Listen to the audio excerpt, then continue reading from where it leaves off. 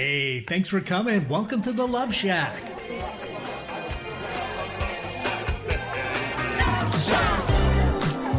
Hey, welcome to the Love Shack. It's a little old place where we get together, explore fresh perspectives, and eavesdrop on juicy conversations to discover the things that really matter while having a little bit of fun when it comes to our relationships. I'm Tom, I'm not Tom. I'm Tom. Staci. Yeah, I kind of.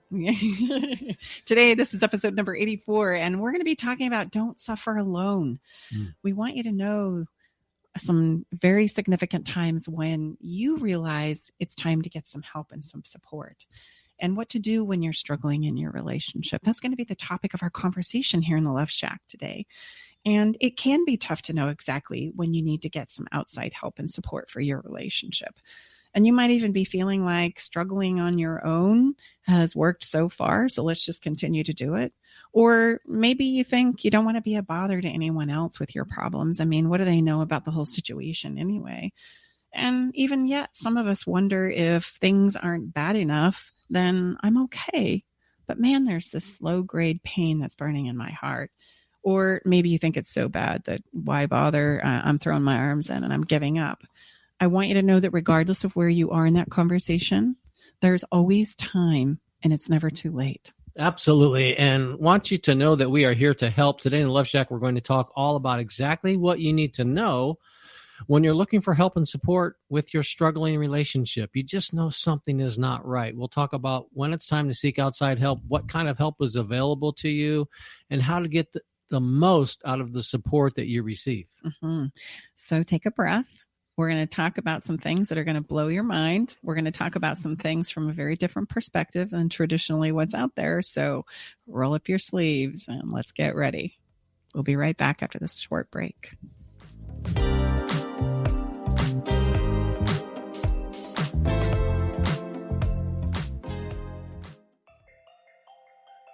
I met Staci and Tom about 2 years ago. I was at a point in my relationship where I was ready to file for divorce. Not that I wanted to, but I just felt hopeless and helpless. I'd been through other counseling and coaching and didn't find any success. With Staci and Tom's methods, I was able to eliminate insecurities, set boundaries, plant my flag, eliminate rabbit holing. I was separated from my wife for a year, and I have since moved back home for the last 6 months now. I still refer back to a lot of the teaching that Staci and Tom provided, and it's helped me. It's well worth it. Learn the simple 3-step system to rescue your struggling relationship by registering for Staci's brand new free workshop. Reserve your seat by going to stacibartley.com/workshop. Hi, I'm Coach Debbie from Story U Talk Radio, and I want to encourage you to write your book. Weekly, I offer topics about style and storytelling. I take your questions on our live show every Thursday at 4 o'clock, or you can subscribe to Story U, that's capital U, on any of your favorite platforms. Hi, I'm Staci Bartley, the author of my new book, Feeling Like Marriage is Dead, a divorce mediator's guide to ensuring a lifetime of love. In this book, I integrate a no-nonsense grip on reality with a compassionate understanding of human behavior to provide you with a systemic approach to marital bliss that is easy to understand and implement in your life. Read this book to find out how to make marital magic happen, and you can do that by going to lifetimeoflove.me. Again, that's lifetimeoflove.me. Alternative Talk 1150. Talk radio for the body, mind, and soul. Welcome back inside the Love Shack, episode 84. We are your host, Tom and Staci Bartley. We're going to step right into, how do we navigate? What do we look for? What should we be, paying attention to, not paying attention to, when we are struggling in our relationships? There's a lot out there, ladies and gentlemen. There is a lot out there, and we know it's very confusing. We're going to try to bring that to some context and reference and get your arms around that. Mm-hmm. Yes. We have stepped into the relationship space online in 2013. And as we have participated in this online space, it's amazing. I bet it's quadrupled, if not more, with relationship coaches, etc. And so we really wanted to do an episode to kind of help you weed through, okay, if this is going on, what should I do? If this is going on, what's a good fit for me? And to help you navigate some of those choices when we finally do muster up the courage to raise our hand and say, you know what, I need some help. This isn't going well. And when we find ourselves in this place, there's all kinds of conversations that are going to fire off in our head, right? Our brain is going to go crazy with trying to think of the reasons why I should or shouldn't get some help. And when that line has been, crossed. So I would just add, not only your brain, but everyone's brain around you, because everyone in your circle of closest influence is all of a sudden going to be your very best advisor. Yeah. So I would say the minute that you think you're getting advice about your relationship outside of the relationship itself, like that early on, that would be a really good time to get some relationship help. Because oftentimes we go outside of that relationship to have those conversations because there's something going on inside of the relationship that we quite don't know how to handle or talk about or navigate through. And earlier is better than later. Like, I love premarital counseling. I love the premarital side of things. And we don't even have to be getting married. We're just going to move in together and we're going to start co-creating a life together. That's a really great time to get some help and support. But let's say, like most of us, and I would say, uncannily 99.9% of us, we're going to miss that window. We're going to think, we got this. I just need to talk to my mom, my pastor, my bishop, my friend, right, about things that are going on inside of my relationship. We'll get this handled. No problem. We're going to step in and we're going to go a little deeper, right? And as I like to say, matters of the heart tend to escalate over time. Wouldn't you say that's true? Like, it keeps showing up and we keep trying to get creative about how we're going to handle it this time. But, we can settle it for a minute and then it crops up somewhere else, right? Or we might take the good old approach of crossing our fingers and hope it goes away. Yeah. So the next thing that's going to happen is you're finding that you're shutting down more or you're in fights more. And this is leading to a lot of emotional chaos and upset inside of yourself and within the relationship itself. Again, that would be a really, really great time to get but I know there's a lot of things, as you just shared, there's a lot of different opportunities, different places that one can go once you do raise your hand. And you know what? Let us just acknowledge you, because I would say it's one of the most courageous things that any of us do. I would say this is not something that we run down to the water cooler and are anxious to share. I'm being hypothetical here, but even in my past experience, my own brothers, who are my closest friends, I'm grateful that are also my best friends, didn't even know to the degree of what I was navigating. My only point in sharing that is most people, even really close to us, because we're so close to the cuff, if you will, especially the male energy. The male is typically very shut down, doesn't want to say anything. So when you do raise your hand, we acknowledge you and understand that takes a tremendous amount of courage. And what we want to do in this episode is to help you take advantage of that momentum and that decision. And if you get mirrored down in this just sea of overwhelm, you're probably going to say, I guess it's not that bad, and not make a choice. So babe, share with us some places that kind of drive you crazy, and what you see out there. And again, please understand, we're not banging on any body of work or any person. We're just trying to make this reduce as much friction as we can, because unfortunately, most people, when they come to us, we're grateful to work with them, but they probably have waited too long. Mm-hmm.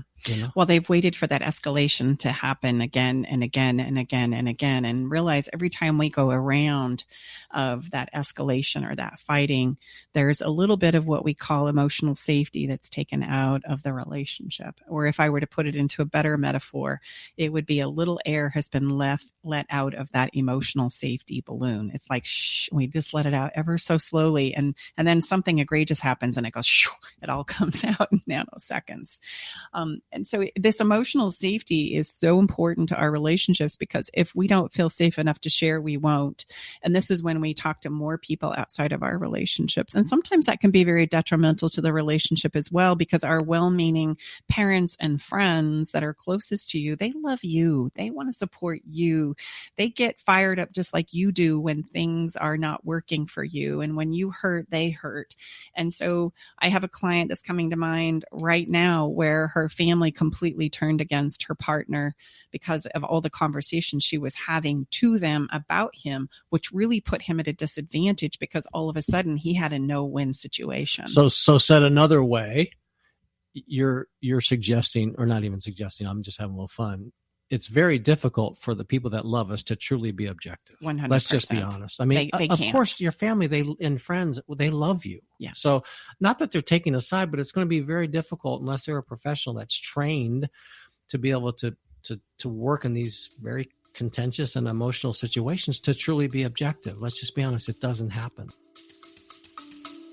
Stay with us. We'll be right back. Navigating the silent, complex moments of separation or your partner's need for space can feel like walking through a maze without a map. If this sounds familiar, know that you are not alone. This journey, filled with uncertainties and introspection, requires a gentle, understanding guide. Hey, I'm Brooke from Love Shack Live. We see you, and more importantly, we get it. That's why we created the Separation Support Bundle, a collection of resources designed to not just guide you through separation, but to offer comfort and clarity during these times. Our separation guide offers insights and support to help make sense of your emotions and the process of separation. And for those moments when words escape you, our guide on 10 texts to send when navigating space provides thoughtful prompts to help communicate with compassion. Plus, a soothing separation meditation to help ease the overwhelming moments. Because sometimes all we need is a starting point, or a way to start feeling okay again. Remember, you don't have to journey through these complexities of separation alone. Our Separation Support Bundle is here to accompany you, guiding you towards healing, understanding, and most importantly, the renewed sense of self. Visit stacibartley.com/bundle today to access your free separation support bundle. At Love Shack Live, we're all about exploring the real stuff that relationships bring, the good and the challenging. So let's tackle this together, because even in the hardest times, there's hope, growth, and yes, even love to be found. So to answer the question of when is it time to get help, it's going to be sooner is better than later. I would err on the side of caution. And if you find yourself escalating and finding yourself in continuous conversations and fights that are not taking you anywhere but breakdown and disappointment, then those are all really great signs that it's time to raise your hand and get some support. So what happens? I know I'm speaking from personal experience here. You know, we call this when you're trying to decide you're in a relationship for however length of time it's been, close relationship with your husband, partner, spouse, significant other. And, you know, we say it's the land of maybe. Some days it's yes, some days it's no, some days it's maybe so. So let's say it's, you know, gosh, yeah, you know, we all know we have these intuitive feelings and hunches, and then we get a yes day and we say, oh no, we're good. Mm-hmm. You know, and then we take the hand back down. Mm-hmm. And then, you know, a couple of days later, oh gosh, it's a no. Mm-hmm. You know, so my question is, how do we work with people, and myself included, you know, again, this is I was there for years, in all fairness. So what could you share with us that would help us maybe springboard through that constant yes, no, maybe so? Could be many months and years, or maybe never. People choose to finally raise their hand. Well, if you're experiencing anything that Tom just described, get some help. Again, err on the side of caution, because oftentimes what we find is people wait too long. There's so much, as they would say, water under the bridge, or baggage that's been accumulated because of the rounds and rounds of breakdown that has happened in the relationship. So if you want things to go well, the sooner you get help, the more available that is to you, because you don't have all of the backlog of disappointment and betrayal, etc., that's going to bog you down. Now, having said that, I also want you to hear at the same token, it's never too late. It really isn't. We've turned relationships around that were in, near death mode. Life support? They were definitely on life support. But also remember, relationships are a roller coaster by nature. Like, emotions travel fast. they shape shift, they're dynamic. And so it is normal for all relationships to not be any one way. And I think that's what causes us to wait. In addition to the fear of knowing the right person or how this rolls, or what am I going to anticipate? And am I going to be made to be the bad person in the relationship? Am I going to be blamed for all of this? Right. Or I want to blame my person. That drags us into getting help, which is all manipulative. Right. What tends to happen is that conversation of even riding that emotional wave. Some days are going to be good. There is good in your relationship. That's why you want to stay. You care. And sometimes we don't realize that the more emotional pain or angst we have about our relationship, oftentimes the more I care, the more I want this to go well. And we forget all about that because we get mired in the emotional pain of it all. And how about, this is something that I think is unique to us. We say, and we know that very rarely, if two people in a relationship or more, whatever works, are one person typically is at a different place than the other person or persons. So always, usually we call that the brave heart, someone that says, okay, I know I can't do this anymore. But the fact that I have to wait until my partner is going to also raise his or her hand, and now we both are going to step in and know we get help. Ladies and gentlemen, that never happens. And what we say is it only takes one person to course correct, change the place that your relationship is. And so many times, right, Mrs. Bartley, our clients come to us first individually, and then through working with Staci and us, we can help them invite and welcome that second part, their other partner. Absolutely. I wouldn't say never. It does happen where both people will step in because they both realize which is ideal, critical juncture that they're in. But absolutely, one person can absolutely affect the trajectory. In fact, sometimes and very often it's the catalyst that gets the other person on board. I respect and honor, I say to my partner who doesn't want to get help, I respect and honor the fact that you're not ready right now, but I am. And so I just want you to know I'm going to move forward. That's a very empowering, important conversation for you and your partner. And if you want, I'll share with you what I'm learning and what I'm knowing to be true. And if not, then you can find your way there, right? And oftentimes what ends up happening is the person that's seeking help and support is changing, right? The way they show up is changing, the way they're handling, right, some of the difficult conversations and conflict that they're bumping into starts to change. And that causes the person to go, yeah, you're seeing that person, right? Staci and Tom, like what? Oh, is that a Staci and Tom thing? They'll say, and then eventually they'll say, okay, I'm ready. We have to understand that as human beings, we're all on our own learning curve, right? And just because you might be ready and you've mustered up the courage to step in and raise your hand, and it is a courageous move, just like Tom said, your partner may not be, but that doesn't mean that they won't be over time. It doesn't mean that with your demonstration and you kind of performing the catalyst of this situation of saying, we're going to get some help here. I don't want to do this anymore because I realize we're in a cycle of breakdown, not breakthrough. I'm going to raise my hand and I'm going to do this for us. And we're really, really helpful, and we honor and acknowledge that place. And so we're willing, and able and ready to help you have that conversation. Sometimes some of our clients in times past have say, gosh, Staci and Tom, would you please call my partner and you talk with them without me there, so they'll get a sense of you without me there. So we're willing to look at any and all options to help welcome your partner that is maybe not feeling the same way you are. And we've done it many, many times. And it usually goes well. And sometimes the partner will still continue to not participate, but that door is always open. Mm-hmm. Well, and sometimes the person doesn't know how to even approach the conversation around getting some help and support. They're afraid to even have that conversation.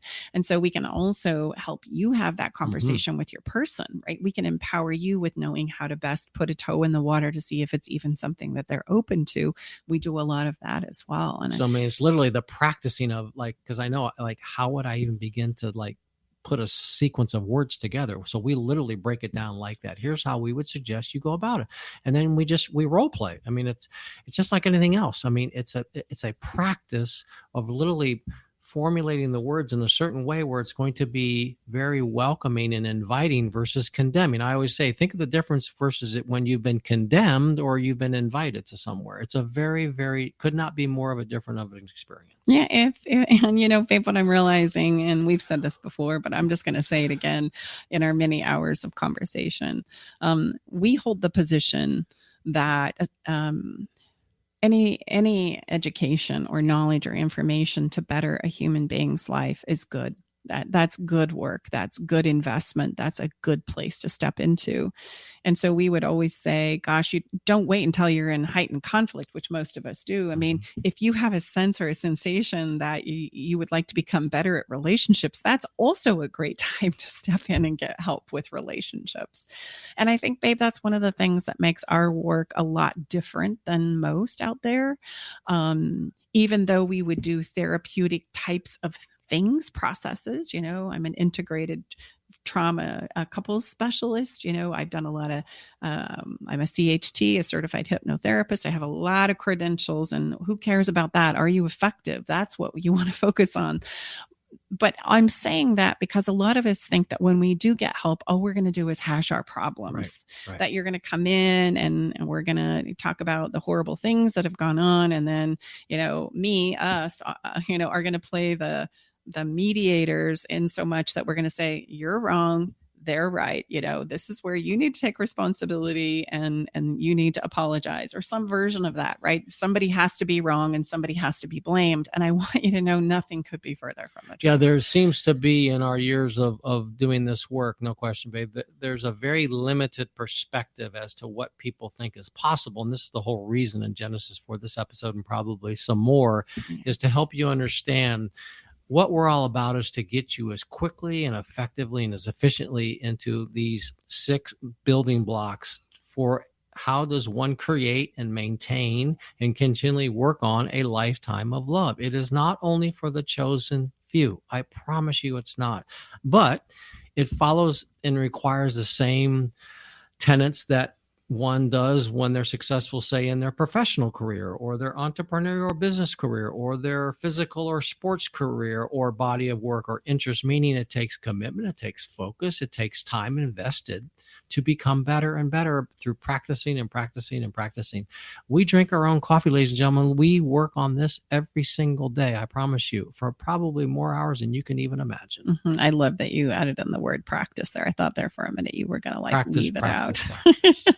And yes, I like to use this metaphor that we get good at relationships just like we get good at everything else. And that is through implementation, learning, and practice. And there is nothing that will get you there without those 3 things. And what that means is then we can all be good at love. Like there is no person that truly desires to be masterful at the arts of relationship that everyone can be, I guess is what I'm trying to say. Everyone can be. It's just a matter of, will you learn what you need to know, implement what needs to be done, and practice those things every day. And you're going to make messes. We all make messes, because Staci's probably first and favorite tenet is we're humans. If you're humans, raise your hand. If you're listening, raise your hand. Not if you're driving, perhaps. I'm only one arm, but then realize we're mess-making machines. So no, and all kidding aside, we're mess-making machines. So normalize, realize this is going to make messes. So the whole key, the secret sauce, I would say, to us is helping us understand we make messes. And the key to a great relationship is learning how to navigate and clean those messes up incredibly fast and effective. Mm-hmm. So let's talk about some places where you might get bogged down in this journey, because if you were to pull up a Google search, okay, hopefully we've given you some ideas to know when to get some help, like raise your hand, and sooner is better than later. And gosh, if you just want to get better at relationships, that's a great reason. And you only need, even if your partner's not ready, if you're ready, then move forward. Yeah. So let's take the next step. Okay. Let's say you're right. Okay. I am. I'm going to learn. I'm going to get better. I'm going to grow here. Because it's been a while. And there are some things that I get nervous about, and there are some things I really don't know how to talk about or share. And there are some aspects inside of myself that continuously get me in hot water and create places and experiences that I don't want to have anymore. So I start looking. Now there's some places that I'm going to point out that you might have a tendency to get bogged down in, right? And these things are going to be like this. And you're probably going to be surprised to hear me say this, but I'm very impassioned about this. So I got to just tell the truth. I'm going to lay it down here, honey. All right. All right. The first thing is you're going to probably study your love language. That seems to be really popular. Okay. You're going to maybe look at your star sign, or maybe you're going to take some of those really wonderful relationship quizzes. You might even join a narcissist group, or you might do some kind of a personality online profile. How about attachment style? Yeah, you might take some quizzes to do your attachment style. We even have one of those on our podcast, to be perfectly honest, Sure. right? And so in and of themselves, these are not bad things. But I also want to let you know they are going to be short-lived. What they give us is an aspect of seeing ourselves. And I want you to think of it as like taking a snapshot in time. Because none of these quizzes or love languages or personality profiles or star signs or enneagrams, I could go on and on, are the totality of who you are, but they do help us see and understand ourselves from that one perspective. And it gives us this moment of like validation. And I go, yeah, that feels so good. I get it now. I understand. And you're going to do it too. And then we can understand each other. And then we feel like we're making progress. And then we go back to the same old cycles that we've been living, even though I know your love language is words of affirmation, right? And mine is time. What good is that going to do me if we get pressed emotionally and I don't know what to do? And we do that thing I do, which is usually a version of control or collapse. So I either rip your face off or we collapse and go missing, or maybe a combo of both. We Silent can cycle treatment. through both of those. The silent treatment. But I still know what my Right. star sign is. I still know what my love language is. I still know, right, all of these things about myself, but I still don't have what I need or what is required to navigate through these ups and downs of life. Okay. I liken this unto feeling like you're making progress at going to the gym. Okay. You know, you want to work out, you know, you want to get stronger, maybe a little more flexible, lose a few lbs, and you buy the bag and that feels really fun and good. And you buy the shoes and that feels really good and fun. And you get the new workout outfit and the new headband and the sweat towel. Don't forget that, and the water bottle. In totality, though, you're really not making any progress in the direction that you want to go until you actually show up and do a workout consistently. One workout's not going to do it, right? 2 workouts. It's going to have to be something that becomes a part of your lifestyle and your life, at least for a while, maybe not forever, but for a while. And that's how it is in relationships. We take the quizzes, we do the profiles, the personality profiles, we get all right excited about our love language. But at the end of the day, we're really not making any progress towards, right, being better or becoming better lovers or creating that experience of love for a lifetime that is available, because that won't happen until we learn how to show up in the emotional weightlifting gym of life. Which is one of our, so that's a good segue, I think. So Staci and I have put together. Well, before we go there, I think Excuse it's me. important I got a for little us excited to, I'm there. sorry, I know, but I think there's one more piece, because I mentioned it briefly, but I think we need to do a little bit of a deeper dive, because this is also a place where we can tend to get stuck as human beings. All right. We can get stuck in the labels. Okay. We think that, again, if we can label things, it helps us to understand it. And it does, right? We love to label things because it helps us make sense of what's happening. But the part we never talk about is the fact that labels also bring in a layer of judgment. If I'm labeling you, right, or labeling myself, then that means I've just separated us as human beings. And that can become very problematic in our relationships, because the minute I start labeling you is the minute that I start pushing you away. And we don't realize that that's happening. Right now, what's very cliche and trendy in the world of relationships is trying to decide who's the narcissist. Who's the narcissist in the relationship? And what we're really saying is, whose fault is this? Who's being controlling? Who is it that's taking all the empathy off the table? Who is it that doesn't care about this thing called our relationship? And how could you? And just the very labeling of it and the deep dive into it is going to spin us up and make us more angry and frustrated, vengeful, revengeful. In and of itself, it's not going to take me anywhere. And the reality is, whether we're talking about narcissism or codependency or relationship attachment style, are you insecure or adverse, or all the many places where we could go in labeling what it is that's happening in our relationships, it's still not going to help us come together, create safety to navigate and improve our relationships together. And so labels are not good for us. Because the reality is, as a human being, I have the capacity as a person who can create anything in my life, and you too, listener, to be any of those things. And let's be honest, there are times when all of us can be narcissistic. All of us can be holes. All of us can make a mess. All of us can be manipulative. All of us can shut the conversation down. All of us can be afraid. All of us can be codependent and insecure. That's a human condition that we will cycle through as a human being. And we never talk about that. So rather we talk about those things and learn about being a human being and let the labels go, because then as a collective, we can come together and navigate to a new place. So if you are stuck in labels, I'm going to tell you right now, they're going to usually lead you to feeling stuck, because there's going to be a bottom there where it doesn't serve you anymore. And now I'm in breaking down and I'm angry. I'm thinking about one of our wonderful clients, and she's become not only a client, but a very dear friend. And do you remember how hung up she was on her partner being a covert narcissist? Mm-hmm. And she would not let that go. And she didn't realize how continuing to learn about covert narcissism broke her down more and more and more and more, once she really understood what it was and the role that it was playing in her relationship. Right. And she was wanting that person to pay because it had created so much pain in her life, without realizing now she was paying because of her inability to let go. And again, it's not to dismiss or say there's not problems going on. Again, we're mess-making machines, but more importantly, correct me if I'm wrong, babe, we want to teach and mentor and empower you to how to understand what's going on. Again, we have to understand first what's going on inside of ourselves. That's what we call our internal movie. And also understand what's going on for our partner's internal movie. And then from that place, I can share a little bit of myself with you, and you can share a little bit yourself with me. And then we can navigate the inevitable ups and downs that are of these problems that Staci just described. And we don't know where they're going to lead. We never take a position. I say this often, whether our clients should stay together or not.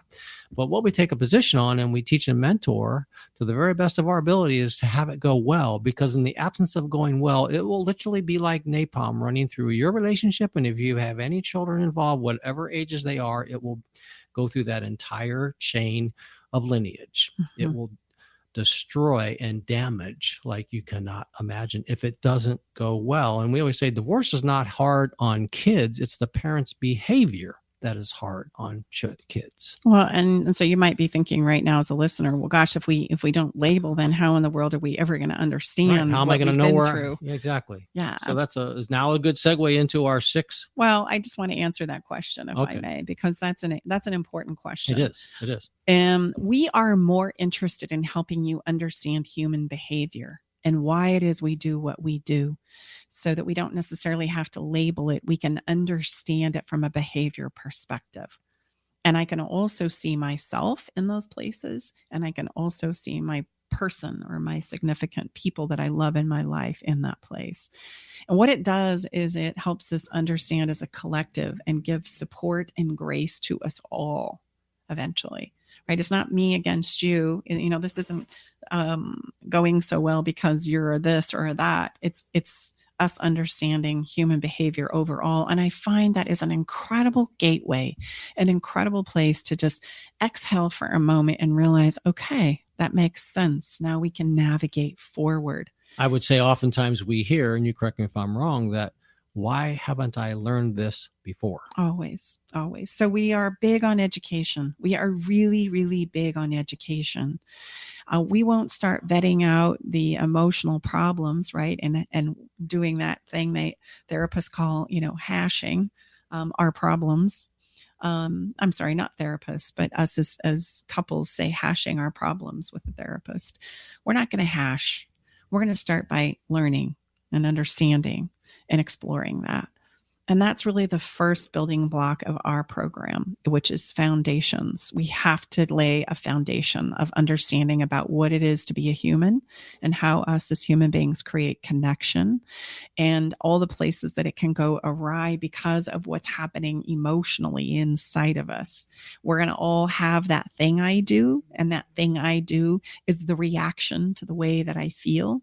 And I can take it out on people. That's traditionally what we do. But I can also implode and hold it in too.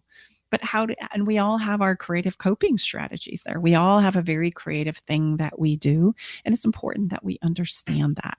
So foundations is the place where we really just start to learn, okay, human behavior, relationships, and the light bulbs start to go on. It's like, oh my gosh, this makes so much sense. Oh my gosh, I can't believe that I didn't know this. Oh my gosh, how come this isn't taught in schools? And I say, honey, if we have our way with this, hopefully someday we will be able to teach them to younger and younger kids.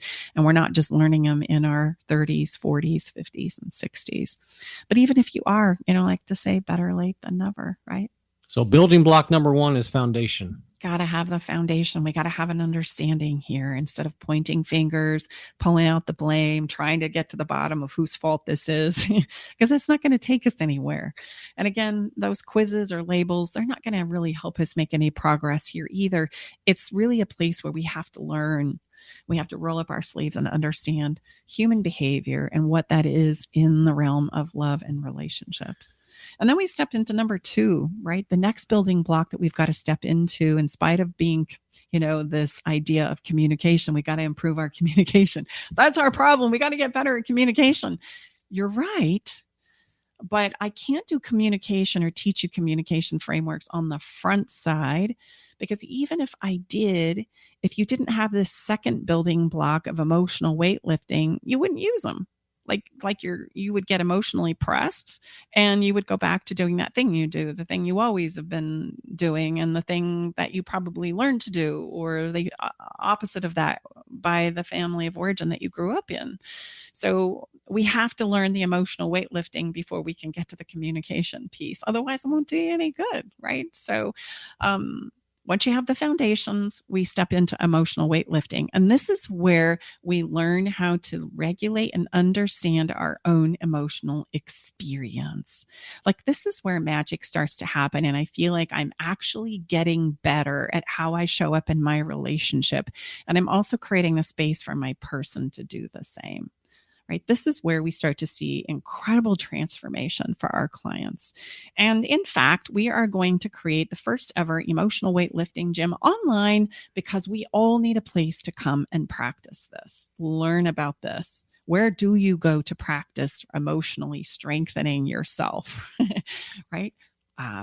Right here in our first ever emotional weightlifting gym. And if that's something that you're interested in, you can find all the information to sign up by actually have to get the book to get on the resource or page. Just reach out to us. Love at stacibartley.com. Yeah. It's in the works, and we'll be talking a lot about it. So this is where I learn how to speak up. I have a voice to ask for what it is I want, to let you know when you're stepping on my emotional toe, to talk about the things that I know are not working in my relationship without blowing this up as a fight.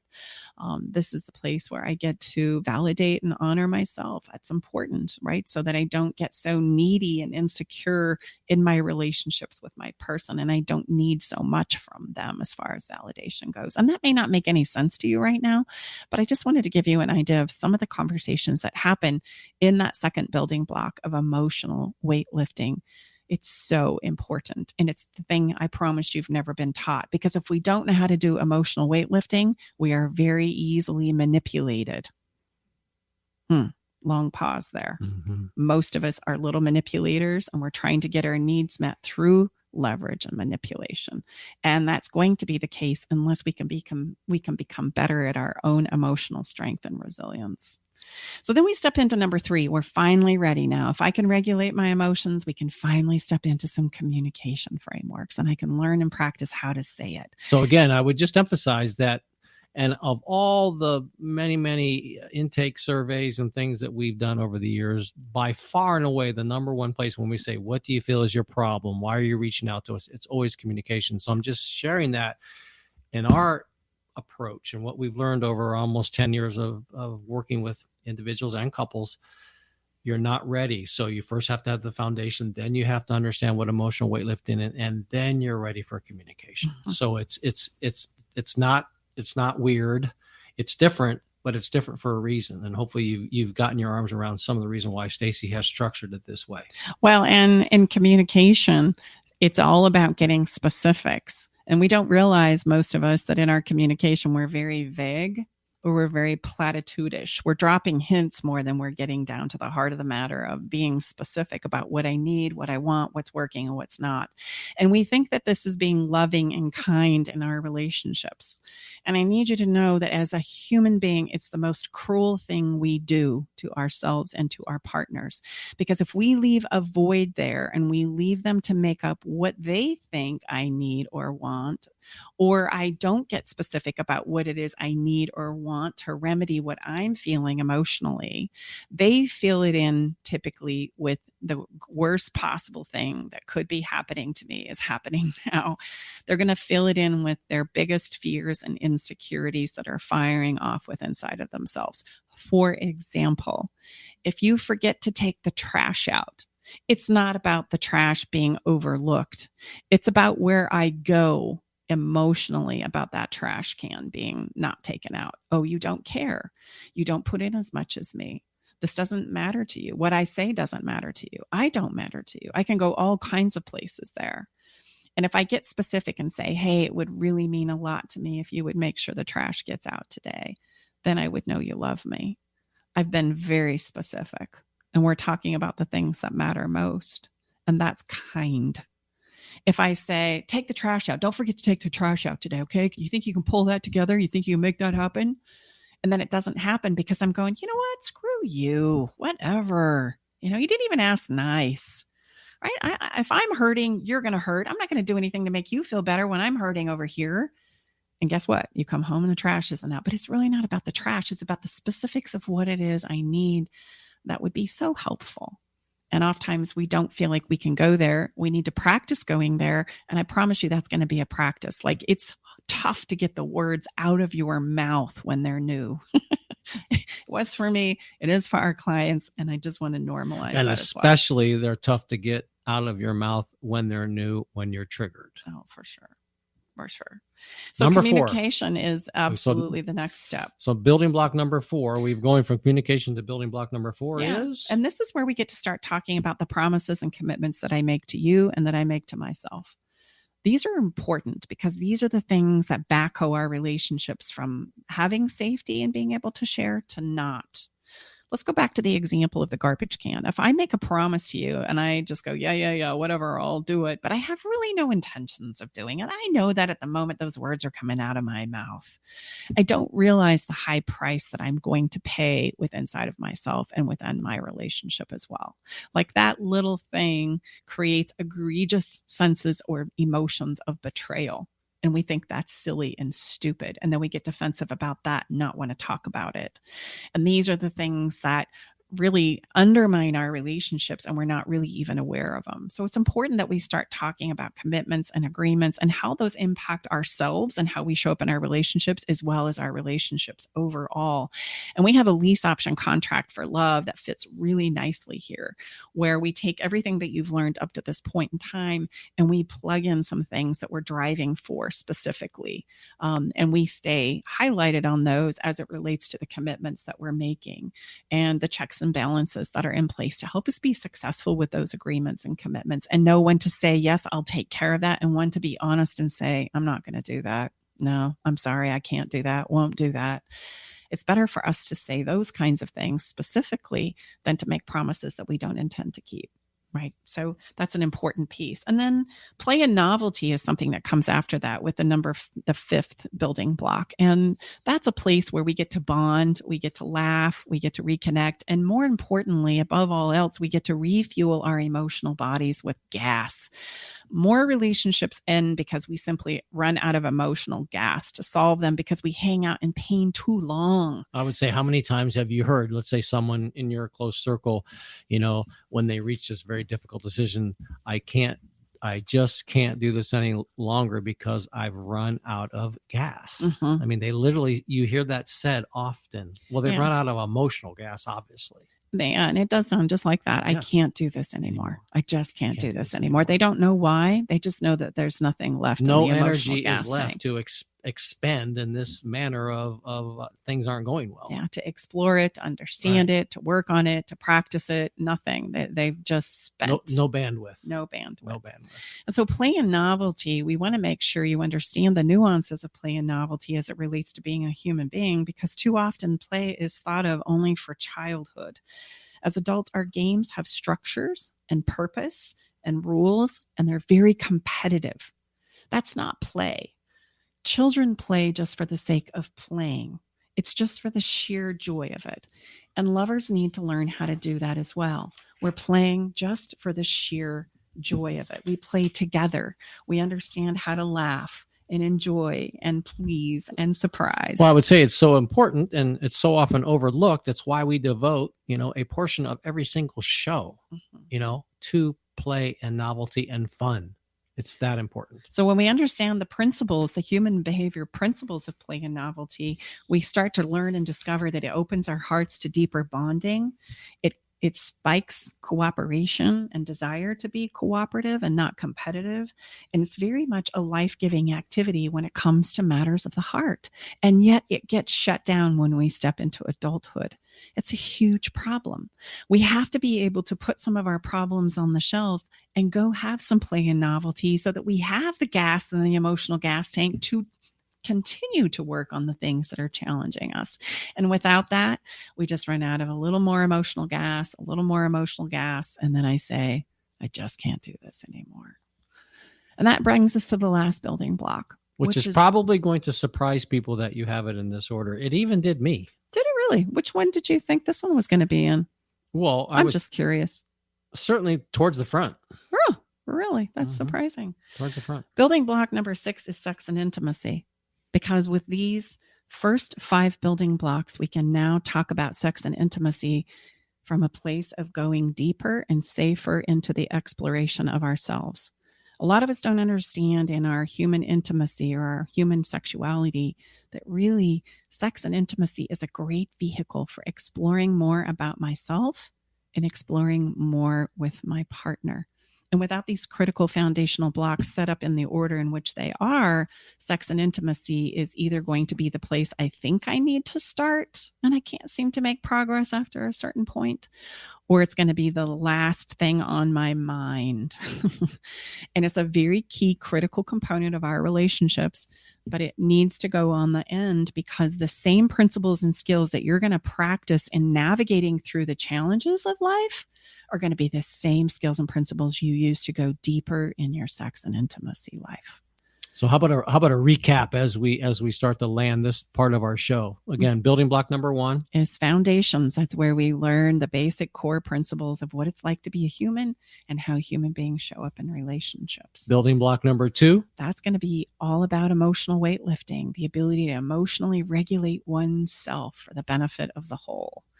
Building block number 3. What is building block number 3? Communication. Mm-hmm. Communication. You can't really, you're not going to be able to communicate unless you know how to regulate and do those, what Staci calls in her book, emotional push-ups. Mm-hmm. And building block number 4?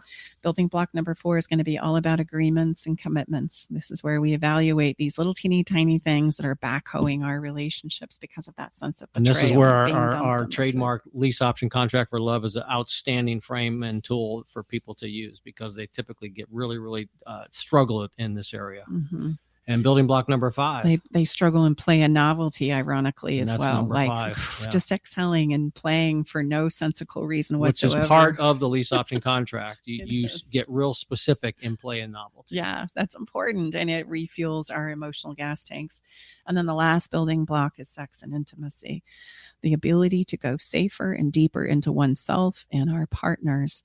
And those are the 6 basic building blocks to creating a great relationship.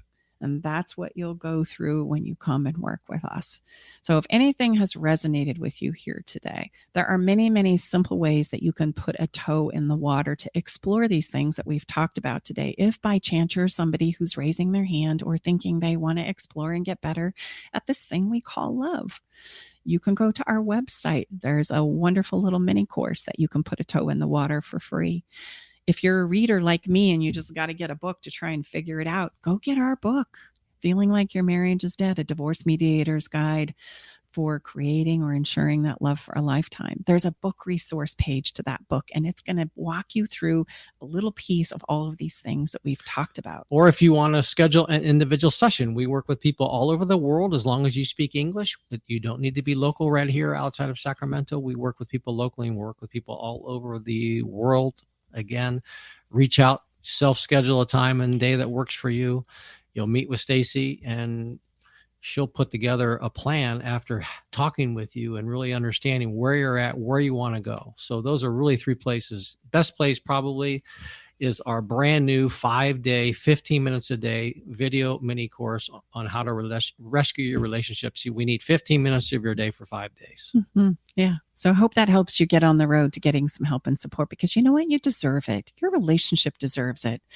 I believe that we all deserve toe-tingling love. And it is available to all of us, not just the chosen few. So if you know that you need help and support, or you just want to improve where you are, right? Maybe it's not in breakdown. Reach out and explore what's possible here. I encourage you to do that. And we're going to take a break, and we're going to come back and have some fun. Mm-hmm. Yahoo! Play a novelty, baby. We'll be right back.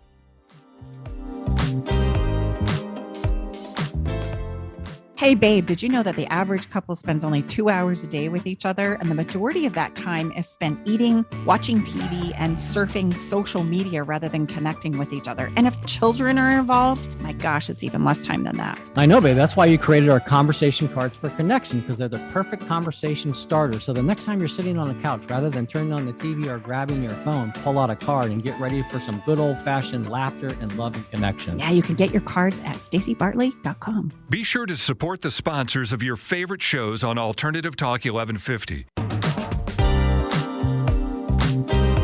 Welcome back. Welcome back inside the Love Shack. We're going to step right into the follow some fun. Where are we at? I don't even know what the follow the fun is. And I'm going to just say this right now. Specifics, we were talking about that just a few minutes ago. I want you to do this for me. Okay. Would you please? Yes. This may be the first time you've ever said that publicly on our show. Okay. I want you to do this for me. I would love for you. I'm going to have to report back. If you guys hold me accountable, I need to in detail and specifics how this went. So what am I going to be creating? Okay, here it is. With you? I called it or titled it The Love Box. The Love Box. Mm-hmm. Don't you love that name? I love the Love Box. And what I want you to do is purchase a small little box, and you can get it at like Target, Walmart, if you're here in the States, any kind of like a home goods store, you're going to be able to find just a small little cute box that you can like leave out on the counter. Okay. And then put it out on the counter and just tell me that you're going to put some surprises in it. And the thing is fun. I know what's coming, but your person's not going to know what's coming if you're engaging in this follow the fun. When we set it up like that, it creates anticipation, which is incredibly exciting. So then once I select my box and put it on our counter, am I going to let you know when to look in it? Or yes, you're going to say, hey, there's some surprises that are coming in this box, but don't look yet. So check out the Love Box, baby.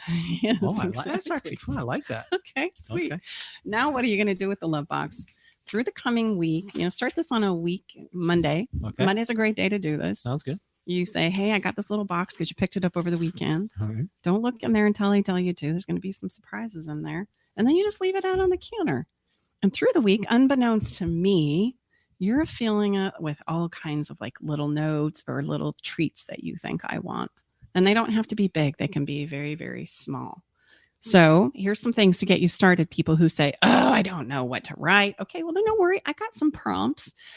Tom, for you, I'm going to leave it to your imagination because you know what I like. You know my basic small things that would fit in a small box. I do. Right? And I would love to know your answers to these questions. What I love and appreciate about you right now is fill in the blank. Write it on a little piece of paper. Put it in the love box. Next, the most memorable time that comes up for me often is fill in the blank. I love to see you dressed in what? Tell me. I would love to know. And these are the specifics that sometimes we overlook, but they're so fun for us to know. I get so turned on when you fill in the blank. And there's lots of these little things, right? What I want you to know, or what I think about you during the day is, or my favorite attribute of you is. So all of those, again, those would be, that's fairy dust, if you will. And no one can ever spread it enough or too much of it, and no one can receive too much of it. That doesn't even involve going anywhere other than just taking some time and being introspective and really sharing what it is you love and appreciate. Because at the end of the day, we all want to be appreciated, know that we matter, and know that this relationship is important. That's really all, the three things that we're all asking for. So by doing that, you're going to hit them all right out of the park. Mm-hmm. Well, then you put a bow on it, and then you're going to make me a wonderful dinner, pour some wine, got to have wine. And then you're going to give me my box, and we're going to go through it together. Oh, cool. Now, once the box has been created, the really fun thing about the love box is it can go both ways, because after all, love is a give and receive. So I can put notes in there for you too. And then we're checking the box during the day. Love it. And if we get into a bumpy spot, we can go to the love box and remember a lot of things, because the number one thing that we forget when we have a fight is that I care. I'm just upset. I forget that I care. So a love box is something that you can use and just set out in your house, along with those rocks we talked about. Was it an episode or two ago? Can't remember. Okay, we're stockpiling some things. And listen, if this feels like it's out of reach for your relationship, there's another sign that maybe I could reach out and get some help and support here. And so we're running out of time when we got to get in our song. It's one of my favorites. What are we feeling? You announce the song. What is it? It's Kim. It's called If It's Love. Mm-hmm. And it's awesome. And it's just, Staci said, honey, I need some help on the song. And I grabbed it. I knew right away. Every podcast, every show, we have a song. Why? Because it helps you feel. It's the emotional part of life. We have a playlist. So check it out. Listen to the song first, then listen to the episode. It's a wonderful thing. And I just got to say, Kim and his song, and this is why we chose it, was Broken Hearts Can Heal. Maybe we can work it out. Maybe we can find the time, even love a little better as we pray for this love. It can last a lifetime. I know that deep in my heart. And that's so true for all of us, right? A beautiful song. Kim is one of our favorite artists, like of all times. We listen to him a lot, don't we, honey? Absolutely. So again, can't overemphasize, if any of this resonated, there's many ways that we can serve and support you and work with you. The first thing is, or the only thing is required, is for you to reach out to us, And so I would suggest go to our website. We have a brand new, put a lot of time and effort, as well as thank you, Brooke, to our daughter who works behind the scenes. She makes a lot of this happen. It's our brand new 5 days, 15 minutes a day to help rescue your relationship. It's going to give you some powerful places in that first building block of foundation. Mm-hmm. And a special thank you to you, our listeners. Thank you so much for helping us spread the word, share the show. And if you have somebody in your life or realm of influence that needs help and support, we're going to ask that you share this episode with us, right? After all, we all deserve to have that toe-tingling love. We're going to invite you to also come on back next week and join us as we continue to share additional ways that you can improve your love and relationships with yourself and others. We're Tom and Staci Bartley. We're the hosts of Love Shack Live, together with our engineer, Eric Ryder. Thank you so much for being here with us today and spending some time with us inside the Love Shack. We'll see you next time. Bye-bye now. Thanks for joining us today in the Love Shack. We hope you came away with something that made your toes tingle. To learn more about everything you heard on today's show, go to stacibartley.com/podcast. Love the show? Help us spread the love by sharing the show with others. Okay, everybody, time to go. We got to close the doors to the Love Shack for this week. You don't have to go home, but you can't stay here. Come back next week, though, and join us for another edition of Love Shack Live with Tom and Staci Bartley.